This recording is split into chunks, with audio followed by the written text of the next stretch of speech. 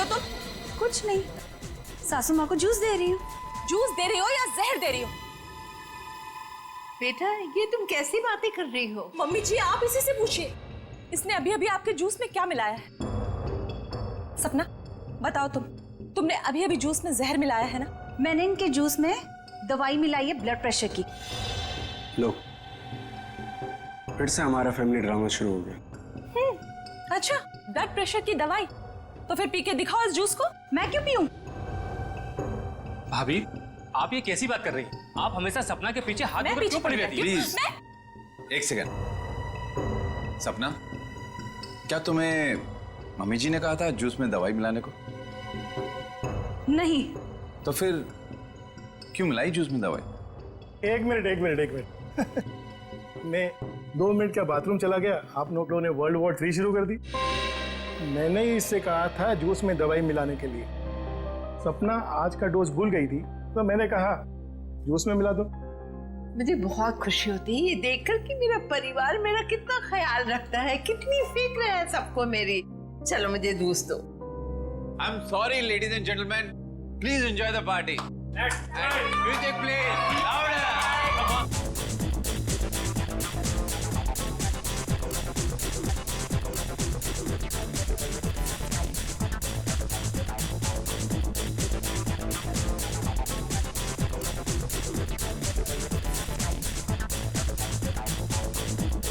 नमस्ते। नमस्ते। मैं कैसे हैं आप? प्रतीक जी मैं बिल्कुल ठीक हूँ, आप कैसे हैं? बस मैं ठीक हूँ। आप कुछ ले नहीं रहे हैं?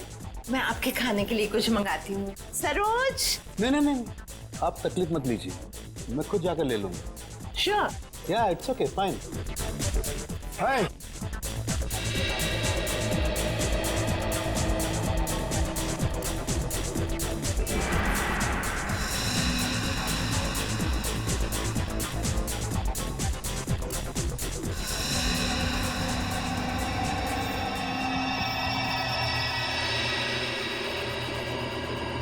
आनंद।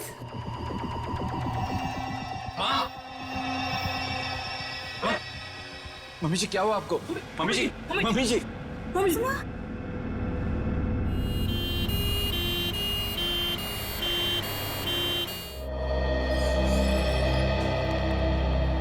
आइए सर, नमस्ते।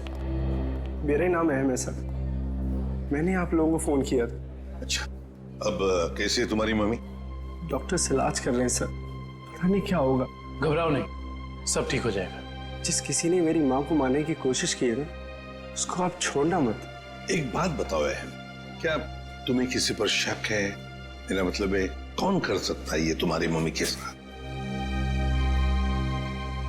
मुझे तो सभी पर शक है सर। अहम, कौन है ये लोग? CID। CID? पर किसने बुलाया इन्हें? मैंने बुलाया। क्यों? आप? जी मैं विकास, अहम का बड़ा भाई। क्योंकि आप में से किसी ने ही मम्मी की जान लेने की कोशिश की है। What nonsense! तुम अपने घर वालों पर शक कर रहे हो? आप घबरा क्यों रहे हैं भैया? कहीं आपको ये तो डर नहीं कि सपना भाभी की पोल खुल जाएगी? सर, पार्टी में मैं बताता हूँ क्या हुआ।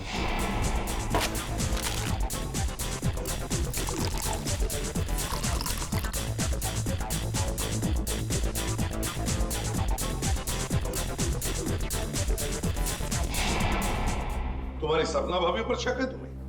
Yes sir. सपना कहाँ है? सपना हॉस्पिटल नहीं आई, वो घर पर ही है। वैसे आप कौन है? जी मैं काव्या। हमारी भाभी है सर। सर, अहम बच्चा है, ये आप लोगों को बहका रहा है सर।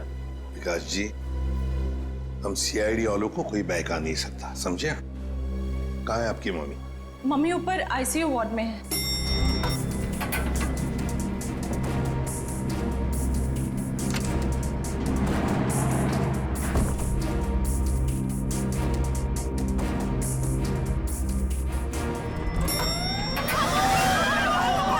ठीक है। अरे आग लगी है लगता है। तो लोगों को बाहर निकल, जल्दी जल्दी। आइए। उधर नहीं, इधर आइए प्लीज, आप लोग इधर आइए। जल्दी चलो। चलिए फ्लोर का, जल्दी आइए। नहीं नहीं, आप लोग इधर से आप लोग इधर से। जल्दी चलो। चलिए फ्लोर खाली है, चलिए जल्दी आइए। नहीं नहीं, आप लोग जाइए, सीधे से जाइए, संभाल के संभाल के संभाल के। जाइए।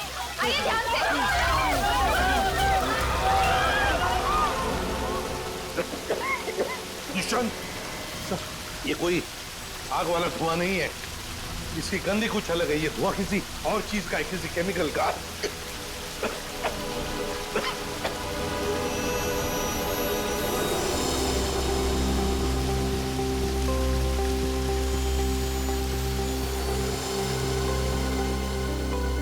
सर, हाँ? आपका अंदाजा सही था। ये देखिए, smoke bomb. My God, sir कहीं ये स्मोक बॉम्ब फायर अलार्म बजाने के लिए तो नहीं डाला गया था? आश्रय, फायर अलार्म बजाने के लिए ही स्मोक बॉम्ब लगाया गया था। मालिनी का कमरा ढूंढो जल्दी।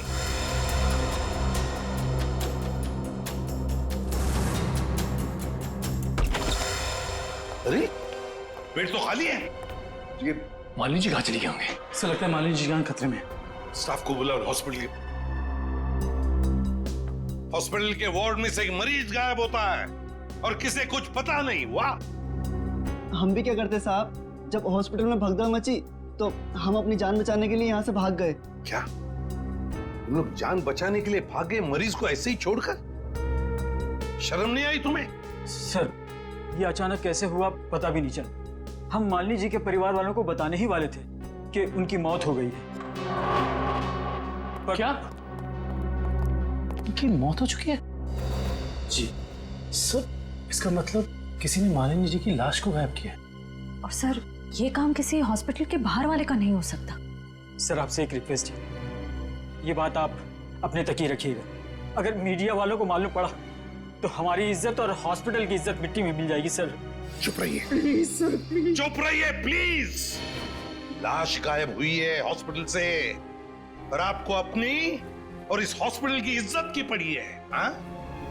एक बात ध्यान से सुन लो, तुम्हारे इस हॉस्पिटल का एक एक दरवाजा, एक एक खिड़की अभी इसी वक्त बंद चाहिए। मुझे एक चिड़िया तक बाहर नहीं जानी चाहिए, समझे? जी सर, सुना तुमने? जी। गो इमीडिएट। दुष्यंत, हॉस्पिटल का कोना कोना छान मारो, कहीं तो छुपा के रखी होगी मालिनी की लाश को, कहीं तो। हाँ।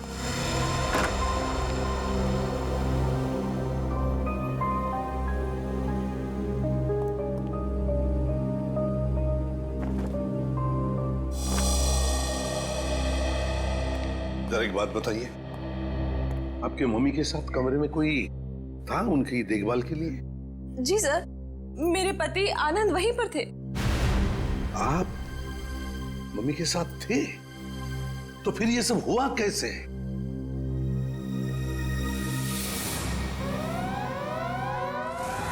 जैसे ही फायर अलार्म बजा तो मैं वार्डरूम के बाहर आया, ये देखने के लिए कि क्या मच रहा है। हर तरफ धुआं ही धुआं था। लोग पागलों की तरह यहां वहां भाग रहे थे। धक्का मुक्की में कुछ लोग मुझे मम्मी जी के वार्डरूम से बहुत दूर ले गए। जाकर भी मैं वार्डरूम तक नहीं पहुंच पा रहा था। किसी तरह जब मैं मम्मी जी के वार्डरूम में पहुंचा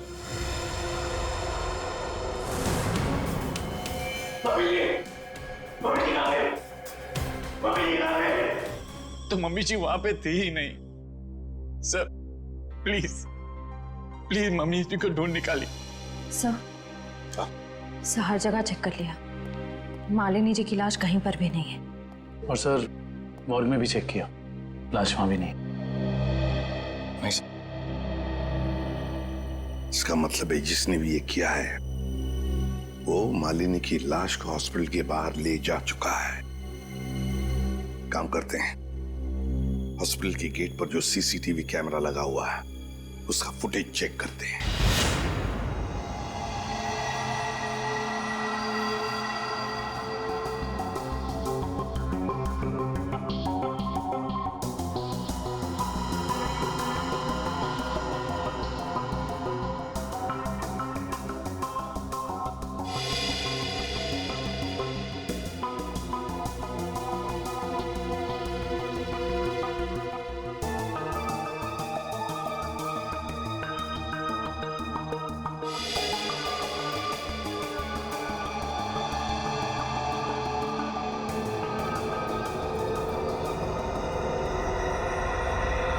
ये देखो, एक झटके में गाड़ी रिवर्स हो गई और हॉस्पिटल के बाहर भी निकल गई। जरूर मुजरिम मालिनी को इसी गाड़ी में लेकर गया होगा। एक मिनट जरा इस फुटेज को रिवाइंड कीजिए, हमें कार का नंबर चाहिए। पॉज करो, जूम इन करो। XYZ5139। सर आप सही कह रहे हैं, ये मुजरिम मालिनी जी को इसी गाड़ी में लेके गया होगा। हाँ निखिल, काम करो, कंट्रोल रूम में फोन करके इस गाड़ी का डिस्क्रिप्शन दे दो और उनसे कहो जहां पर भी ये गाड़ी देखे हमें इन्फॉर्म करें लोकेशन। और ये गाड़ी ये तो आग लग गई है।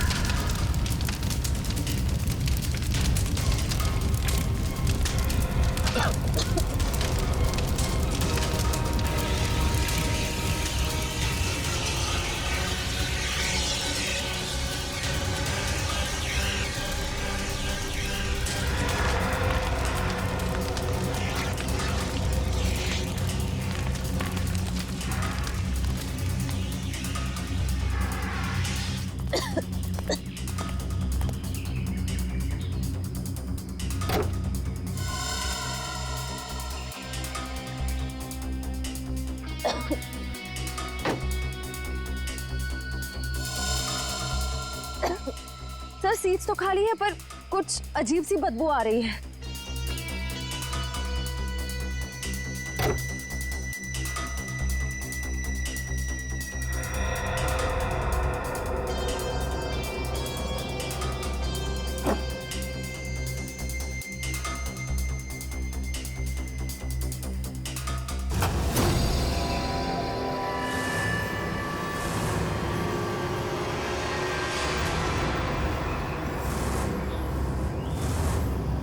सर ये लाश तो जल चुकी है।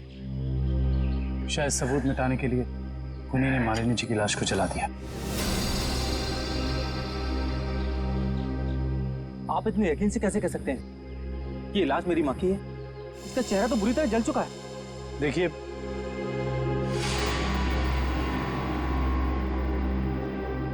ये अंगूठी देखिए, पहचानते हो इसे?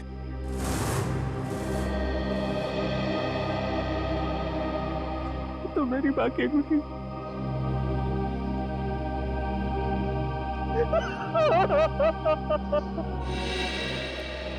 हाँ डॉक्टर साहब, कुछ नहीं ताजी? अरे क्या नहीं ताजी है? दया, लाशों से बात करना कोई आसान है क्या? और लाश भी जली हुई हो और मुश्किल हो जाती है ना।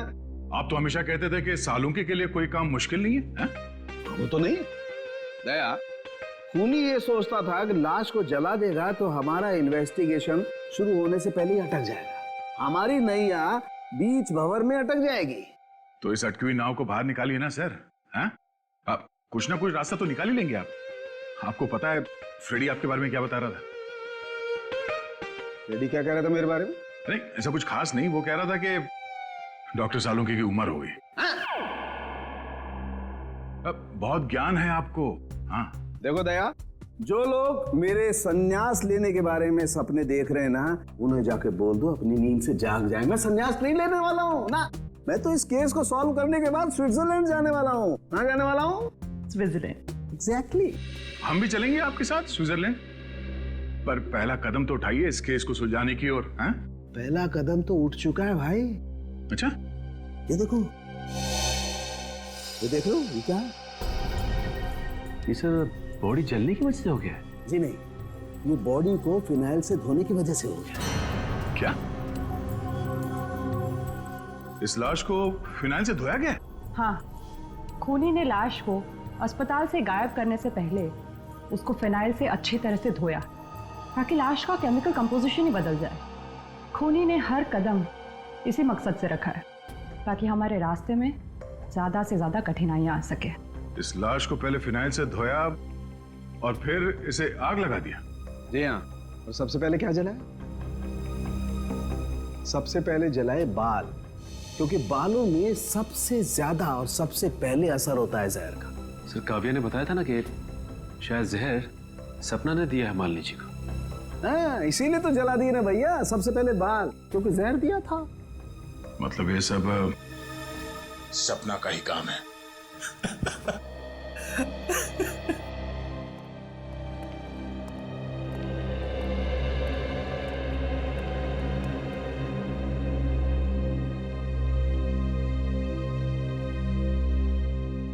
सर आप लोग कुछ पता चला माँ की मौत की वजह क्या थी? जी नहीं, मगर बहुत जल्द पता चल जाएगा। पता तो चल गया है ना सर, सपना ने ही जूस में जहर मिलाया था। बस कीजिए भाभी, इनफ। हर चीज की खाद होती है। डॉक्टर साहब आप बताइए ना इन्हें। देखिए, मैं इनका फैमिली डॉक्टर हूँ। सपना ने जूस में ब्लड प्रेशर की दवाई मिलाई थी, जो मैंने ही उसे कहा था। ओह अच्छा। अच्छा एक बात बताइए, क्या लगता है आप लोगों को कौन कर सकता है ये? कौन मार सकता है आपकी माता जी को? मैं कुछ कहना चाहूँ। आप?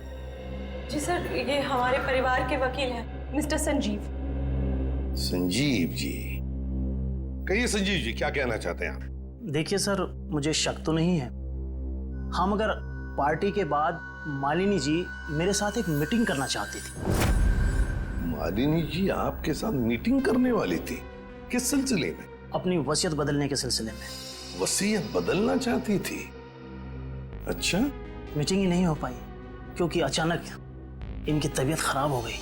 अच्छा संजीव जी, ये बताइए, अभी जो वसीयत है जो मालिनी जी बदलना चाहती थी, क्या है उस वसीयत में? कुछ बता सकते हैं आप? सर, इस वक्त जो वसीयत है उसके हिसाब से आधी जायदाद मिस्टर आनंद के नाम पे है और बाकी बची हुई आधी जायदाद दोनों भाइयों के नाम पे है। वकील साहब ये बताइए कि ये जो नई वसीयत है वो क्या होने वाली थी? सर, यही तो सब डिस्कस होना था, इससे ज्यादा मैं कुछ नहीं जानता। मालिनी जी की अचानक तबीयत बिगड़ गई और मीटिंग हो नहीं पाई। दुष्यंत, पता लगाना पड़ेगा मालिनी जी अगर वसीयत बदलती तो किसका फायदा होने वाला था और किसका नुकसान। अरे आओ आओ भैया, समझो केस सॉल्व हो गया। क्या बात है सर, लगता है लास्ट से कोई बड़ी जानकारी निकाल ली आपने। रिया जनाब, पार्टी में मालिनी जी के कान से खून बह रहा था ना? हाँ, उसकी वजह पता चल गई आपको? जी हाँ, उसकी वजह थी दया साहब जहर। जहर जिसने ऑरल ट्रैक्ट को यानी कि कान के इस हिस्से को बिल्कुल तबाह कर दिया, बर्बाद कर दिया। देखो, तो जहर की वजह से नस फट गई और कान से खून बहने लगा। और इतना ही नहीं, इनके खून में से हमें बहुत ज्यादा मात्रा में नाइट्रोजन के कंपाउंड्स भी मिले। और तो और इनकी किडनीज में से हमें बढ़ी हुई मात्रा में पोटेशियम और मैग्नीशियम मिला है। और ये सारी चीजें सिर्फ एक ही तरफ इशारा करती हैं, जहर। सर, फिर तो हमें सपना को गिरफ्तार कर लेना चाहिए। नहीं, यहीं पर कहानी में जरा सा ट्विस्ट है। भैया, इनको जहर तो जरूर दिया गया था, लेकिन वो स्लो पॉइजन था, धीमा जहर, जो कोई 1.5-2 महीने से लगातार हर रोज इन्हें दिए जा रहा था। इसलिए जूस में तो जहर होने का सवाल ही नहीं होता। और ये जहर किस चीज के जरिए दिया जा रहा था? खाने पीने के साथ? यार दया, ये गुत्थी थोड़ी सी उलझी हुई है। बट व्हाई फियर व्हेन सालू के इज हियर? तुम चिंता मत करो, इस जहर से भी मैं सच उगलवा के रहूंगा।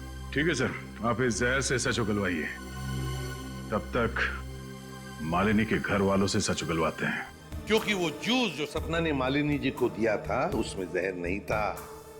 मालिनी जी की मौत स्लो पॉइजनिंग से हुई है। स्लो पॉइजनिंग, धीमी धीमे असर करने वाले जहर की वजह से, जो उन्हें 45 दिन तक रोज लगातार दिया गया था। धीमा जहर?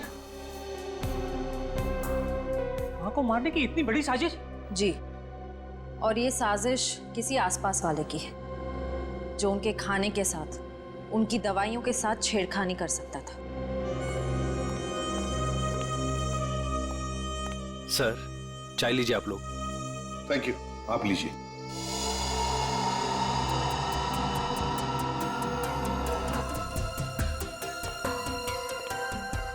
एक मिनट, मैं भी।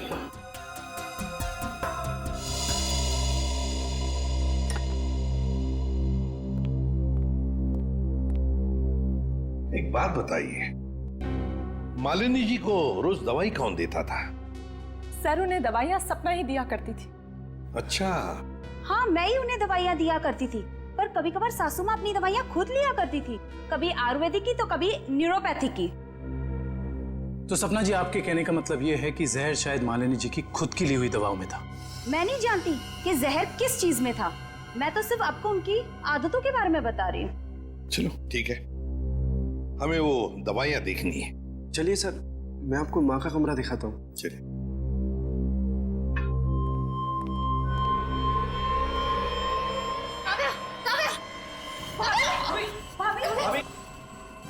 भाभी क्या हुआ आपको? भाभी सांस लेने में दिक्कत हो रही। सुरेश पानी लाओ। अरे पानी लाओ। दुष्यंत, लता इनकी तबीयत बिगड़ती जा रही है, जल्दी से एम्बुलेंस बुला लो और हॉस्पिटल ले जाओ इसे।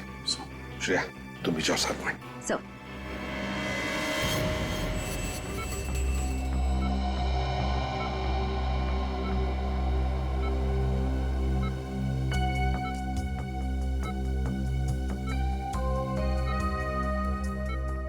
जी डॉक्टर साहब, कैसी तबीयत है काव्या की और हुआ क्या है इन्हें? फिलहाल तो हम इनके बेहोशी की वजह समझने की कोशिश कर रहे हैं, बट डोंट वरी, खतरे का कोई निशान दिखाई नहीं दे रहा, इन्हें जल्दी होश आ जाना चाहिए। Thank God. वैसे भी सासू माँ के मौत के सदमे के बाद हम उभर नहीं पाए, कम से कम काव्या भाभी को कुछ नहीं होना चाहिए। डॉक्टर साहब, इन्हें जैसी होश है हमें बता दीजिएगा। या श्योर। Thank you.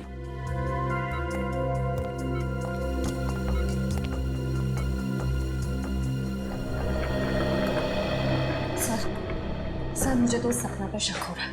वहाँ पार्टी में काव्या के साथ झगड़ा कर रहे थे और यहाँ इसे काव्या की इतनी परवाह हो रही है। और श्रेया होना उस चाय में कुछ था जिसे पीते ही काव्या बेहोश हो गई। सर चाय तो मैंने भी पी थी, थैंक गॉड मुझे कुछ नहीं हुआ। Are you sure Pankaj? Sure मतलब सर? मतलब चक्कर वक्कर तो नहीं आ रहे ना तुम्हें? चक्कर नहीं सर, चक्कर नहीं आ रहे, मगर पेट में कुछ गड़बड़ लग रही है सर। पेट में गड़बड़ लग रही है, गर्मी हो रही है, कहीं से वो तो नहीं हो गया? पंकज,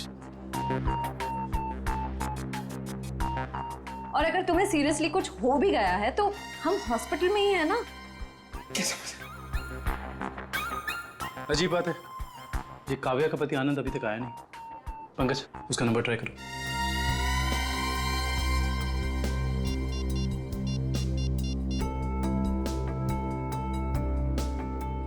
सर उसका फोन बंद आ रहा है। सर कहीं आनंद ने तो काव्या को चाय में जहर नहीं पिला दी?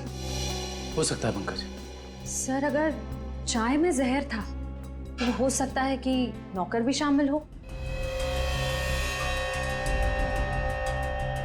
सर क्या कहा डॉक्टर ने, क्या हुआ काव्या को? सर डॉक्टर के मुताबिक काव्या की चाय में जहर था और पंकज रिपोर्ट से ब्यूरो गया है। काव्या की चाय में जहर था? सुरेश,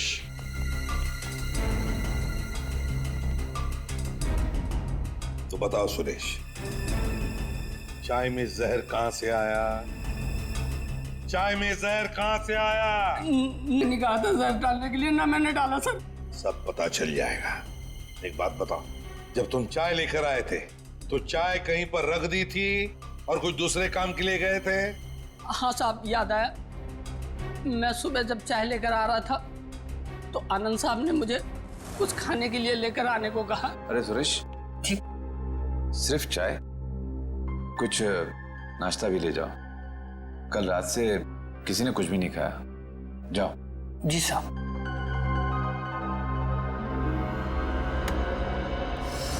आनंद कहाँ है? सर ये अपने रूम में सो रहे हैं।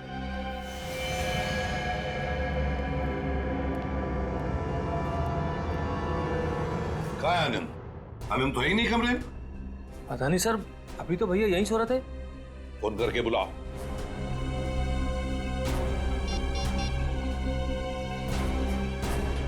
सर घंटी जा रही, भैया फोन नहीं उठा रहे। घंटी बज रही है पर भैया फोन नहीं उठा रहे हैं। सर जब सुरेश चाय लेके आया था सर बिस्किट तो था ही नहीं, और तो और सर, जब चाय आई तो वहाँ पे आनंद भी नहीं था, तो आनंद को पता कैसे चला कि कौन सा कप किसके हिस्से में जाने वाला है? हाँ वाकई आनंद तो वहां था ही नहीं चाय पीने के लिए।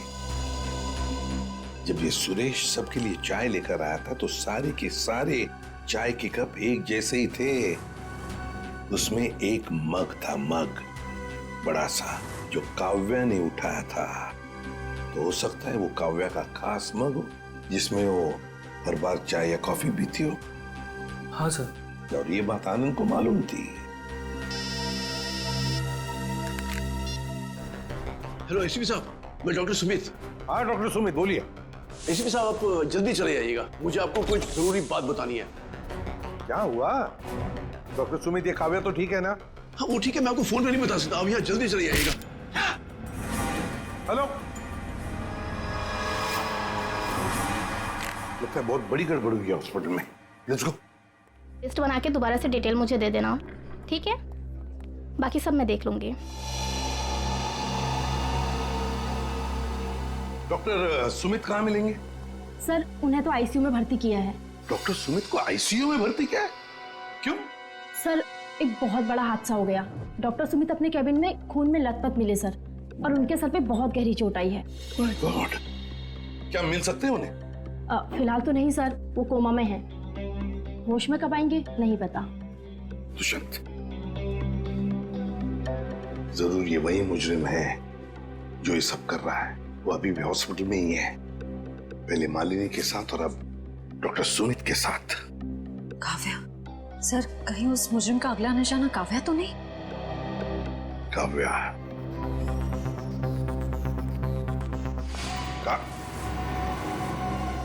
काव्या कहाँ चली गई सर? कहीं काव्या को भी तो गायब नहीं किया उसने? श्रेया, ये जो भी कोई है, अगर इसने काव्या को भी गायब किया तो वो हॉस्पिटल के मेन गेट से ही बाहर जा सकता है। और सर शायद डॉक्टर सुमित को भी उस खूनी के बारे में पता चल गया होगा, इसलिए उन पर भी हमला हुआ।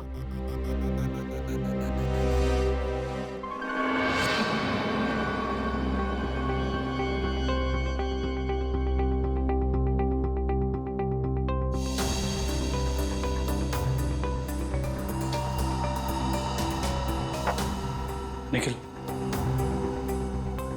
तो शायद डॉक्टर सुमित यहाँ फोन पर बात कर रहे थे और फिर पीछे से कोई आया और जोर से उनके सर पर वार किया और वो यहाँ नीचे गिर गए। हाँ साहब, डॉक्टर साहब के सिर के पीछे चोट आई है। अच्छा, हादसे के बाद डॉक्टर सुमित के केबिन में कितने लोग आए थे? सब 4-5 जन आए थे उनको आईसीयू में ले जाने के लिए। सर आनंद का अभी तक कुछ पता नहीं चला है, कहीं इस सब के पीछे उसी का हाथ तो नहीं? ये आनंद ही कुछ गड़बड़ है, कुछ ना कुछ तो गड़बड़ जरूर है इस आनंद में। आइए सपना जी, आइए। कहाँ गई थी आप? वो मैं काव्या की रिपोर्ट्स लेने गई थी गैस्ट्रोलॉजिस्ट डिपार्टमेंट के पास। क्या हुआ? वहां से एक रिपोर्ट लाने में इतना वक्त? लाइन बहुत लंबी थी, मगर क्यों? क्या बात है? काव्या कहाँ है? काव्या गायब है, समझिए आप? क्या? सर ये ब्लड सैंपल्स तो ले लिए, लेकिन सर क्योंकि बाकी लोग डॉक्टर साहब के कैबिन के अंदर चले गए थे, इसलिए सारे जरूरी सबूत मिट गए। और यहाँ पे काव्या गायब है ना दुष्यंत? ये किसी एक आदमी का काम नहीं, ये जो भी कर रहा है ना उसका कोई साथी है।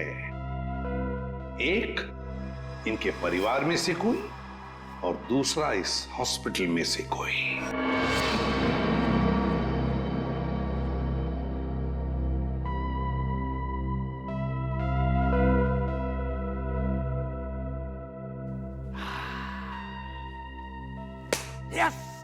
Yes, eureka! डॉक्टर साहब, क्या हुआ? ये फॉरेंसिक लैब में जश्न का माहौल? अरे हाँ भैया, जश्न का माहौल तो होगा ही। स्विट्जरलैंड की हसीन वादियां पुकार पुकार के कह रही हैं, सालुखे आजा रे तू आजा, तेरा इंतजार है। मतलब आपको पता चल गया कि वो लाश के अंदर जहर कहां से गया? जहर बॉडी में आया था दांत से। दांतों से जहर?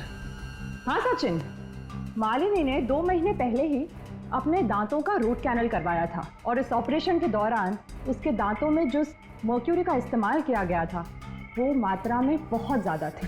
मरकुरी अपने आप में ही एक जहर है ना डॉक्टर साहब? बिल्कुल। और जब जब मालिनी जी खाना खाती थी, खाने को अपने दांतों से चबाती थी, तब तब दांतों में छुपा हुआ वो मरकरी खाने में मिक्स हो जाता था और पेट में चला जाता था, और पेट से फिर पूरे खून में मिक्स हो जाता था। यही है वो स्लो पॉइजन जिससे वो बेचारी बेमौत मारी गई। सर, हो सकता है कि डेंटिस्ट ने सब जानबूझ के ना किया, गलती हो गई उससे, मे बी मेडिकल नेग्लिजेंस।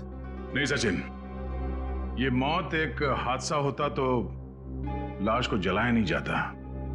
जिस किसी डेंटिस्ट ने भी ये किया है, जानबूझ के ही किया है। वकील साहब, जैसा कि आप जानते हैं कि हमारी माँ अपनी वसीयत बदलवाना चाहती थी। जी हाँ। मगर वो ऐसा कर नहीं सकी। तो ऐसी स्थिति में क्या हमारा बंटवारा पुरानी वसीयत के हिसाब से होगा? दरअसल बात यह है कि मैं और आपकी माताजी। अरे वकील साहब आप, डॉक्टर साहब आप भी? मैं तो सिर्फ ये पूछने आया था कि क्या आपकी माताजी ने कभी अपने दांतों का इलाज करवाया था 1.5-2 महीने पहले? नहीं सर, उन्होंने कभी मुझे तो नहीं, उन्होंने कभी हमें इस बारे में कुछ नहीं बताया। डॉक्टर साहब आप तो फैमिली डॉक्टर हैं, आपको तो पता होगा। मुझे भी कभी उन्होंने इस बारे में कुछ नहीं कहा। दुष्यंत, काम करो, घर की अच्छी तरह से तलाशी लो, शायद कुछ मिल जाएगा। और निखिल, घर में जितने भी नौकर हैं सबको ऊपर बुलाओ, लेकर आओ। एक बात बताओ, क्या तुम में से कोई जानता है कि मालिनी जी ने अपने दांत का इलाज करवाया था किसी दांत के डॉक्टर के पास 1.5-2 महीने पहले? सब एक दिन अचानक मालकिन के दांतों में दर्द हुआ तो उनका ड्राइवर उन्हें डेंटिस्ट के पास लेकर गया था।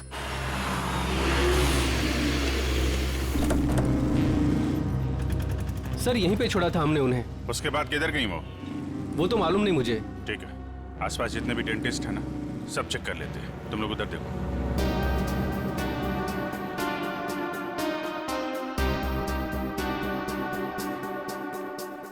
हम लोग सीआईडी से। क्या ये कभी आपके यहाँ इलाज कराने आई थी? No, I don't think so. यहाँ पर आए हैं। यहाँ से देखिए, ये 2 महीने पुरानी बात है। नो सर, ये लेडी कभी हमारे वहाँ इलाज के लिए नहीं आई। नहीं, मुझे नहीं लगता है यहाँ पर आए हैं। आई नॉर्मली मैं पेशेंट्स को याद रखती हूँ अपने। Thank you very much. Thank you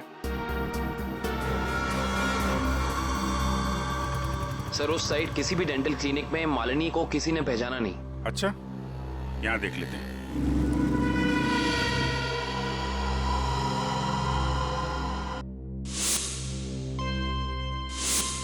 CID वाले आ गए।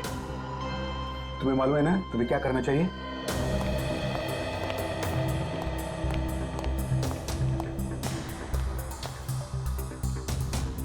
Excuse me. जी कहिए। हमें डॉक्टर से मिलना है। जी कहिए, मैं डॉक्टर कल्पना हूँ। आपके पास अपॉइंटमेंट है? डॉक्टर, हम सीआईडी से। इन्हें पहचानती हैं आप? इन्हें कभी देखा नहीं है। कौन है ये? इनका नाम मालिनी है और इनका खून हो गया है। क्या?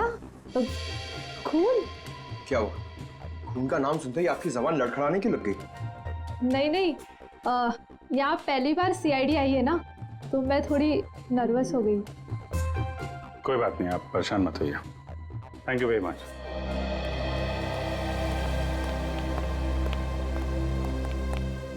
अरे सर, आप लोग अभी तो आए, इतनी जल्दी जा रहे हैं? डॉक्टर प्रतीक ने ठीक से इलाज नहीं किया क्या? डॉक्टर प्रतीक? यहाँ तो कोई लेडी डॉक्टर है ना? No no, no lady, no lady, only gents, only gents. Doctor Pratik. अच्छा अच्छा।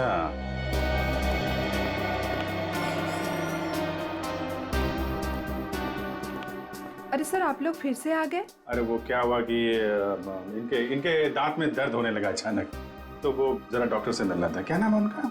डॉक्टर कल्पना। हाँ जी, 1 मिनट। हेलो।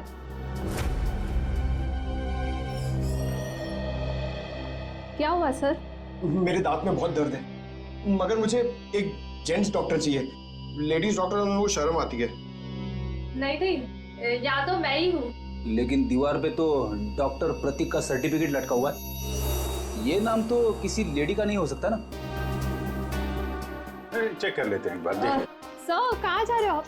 डॉक्टर प्रतीक। डॉक्टर प्रतीक,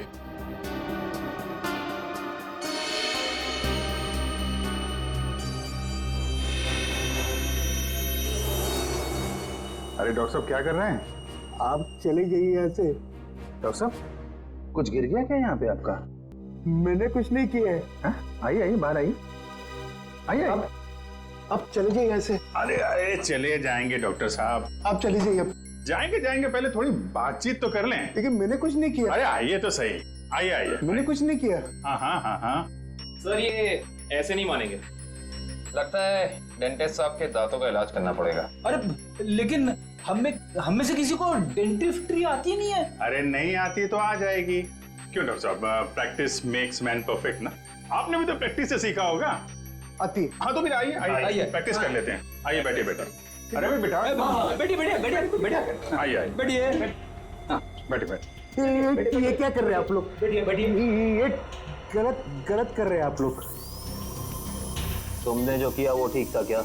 मैंने गलत कुछ नहीं किया। गलत तो हम भी नहीं कर रहे हैं डॉक्टर साहब। आप जल्दी से मुंह खोल दीजिए वरना बता। मालिनी का इलाज मैंने किया था। और इलाज के बहाने उसके दांतों में ज्यादा मरकुरी भी तुमने डाली थी।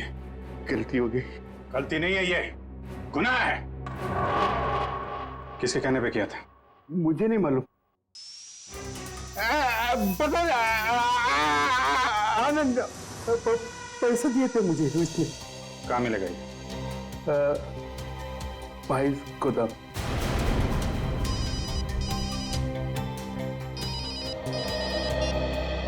हाँ डॉक्टर सालुंके,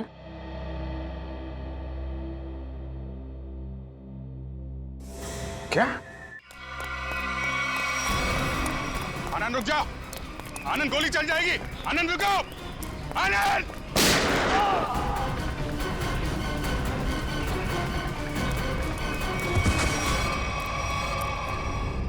देखो आसपास, इसने काव्य को कहां छुपा रखा है?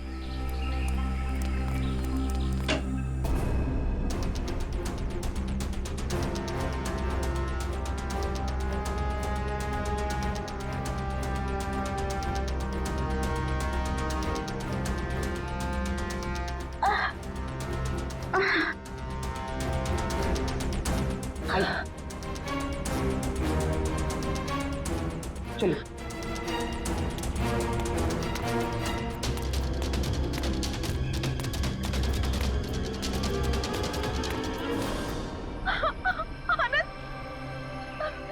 ये क्या किया आप सबने?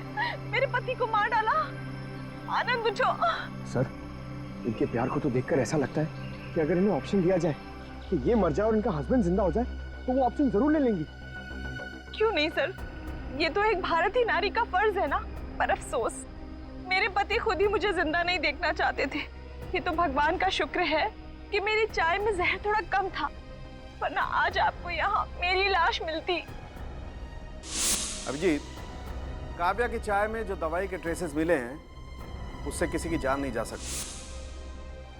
एक मिनट, आपको कैसे पता चला कि आपकी चाय में जहर कम था? वो सर अभी आप ही ने तो कहा। अरे हमने कब कहा? हाँ याद आया, आनंद ने बताया था। हाँ? आनंद कैसे बताएगा? आनंद बेचारा तो खुद ये बात नहीं जानता था। ये बात जानती थी तो सिर्फ एक औरत, और वो औरत तुम हो काव्या। आनंद, तुम जिंदा हो। मेरे साथ इतना बड़ा धोखा। क्या करें, लोहे को लोहा काटता है, उसी तरह धोखेबाज का एक ही इलाज है, धोखा। जब डॉक्टर प्रतीक ने हमें बताया कि आनंद 22 गोदाम में मिलेगा,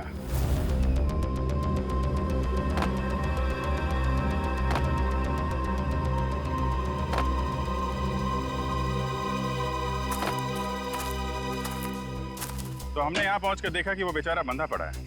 उसके हाथ पांव खोले तो उसने अपनी आप बीती सुनाई।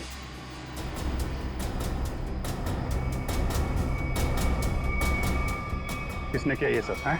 ये सब मेरी बीवी काव्या ने किया है सर। कहीं कहीं छुपी हुई है।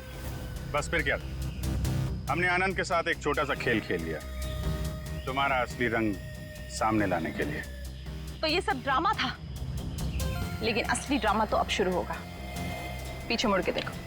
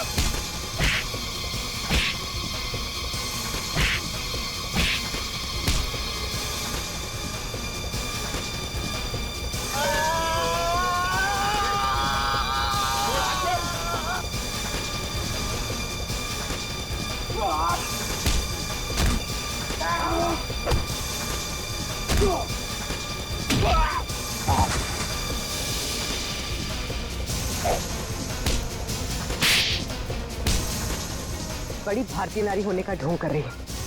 तुम जैसी नहीं होती भारतीय नारी।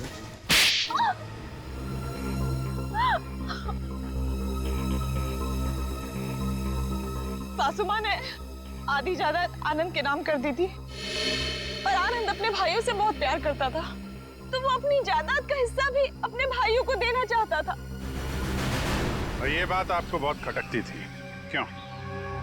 मुझे पता था सर, मुझे पता था कि वो सासू माँ पे दबाव डालेगा वसीयत बदलने के लिए। इसलिए तुमने उन्हें डॉक्टर प्रतीक के पास भेजा, उनकी दांत की तकलीफ का फायदा उठाकर, ताकि इससे पहले कि वो अपनी वसीयत बदले उनकी मौत हो जाए। हाँ सर, और मैंने प्रतीक से कहा अगर वो पकड़ा जाए तो मेरा नहीं आनंद का नाम ले, ताकि आपके सास यानी मालिनी जी के खून के जुर्म में आनंद यानी आपका पति फंस जाए, जिससे 25 करोड़ की आधी जायदाद आपकी हो जाए।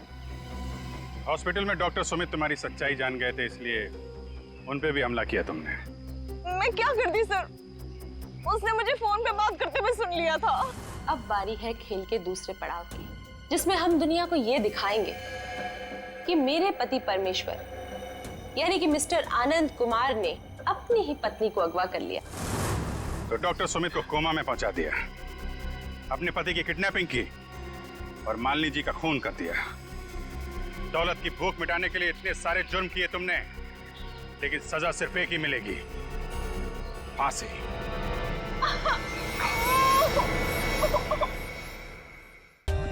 For more updates, subscribe to our channel, click the show links and enjoy watching the videos.